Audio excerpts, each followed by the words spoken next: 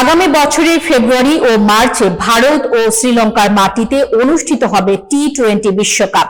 20 দল নিয়ে মাঠে গড়াবে এই টুর্নামেন্ট, যার উদ্বোধনী ম্যাচে নামবে বাংলাদেশ।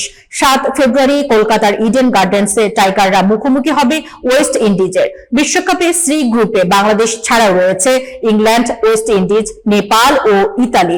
টাইগাররা পরে 2 ম্যাচও কলকাতায় খেলবে এবং গ্রুপ পর্বের শেষ ম্যাচ হবে 17 ফেব্রুয়ারি নেপালের বিপক্ষে। প্রতিটি গ্রুপ থেকে 2টি করে দল সুপার 8-এ জায়গা করে নেবে।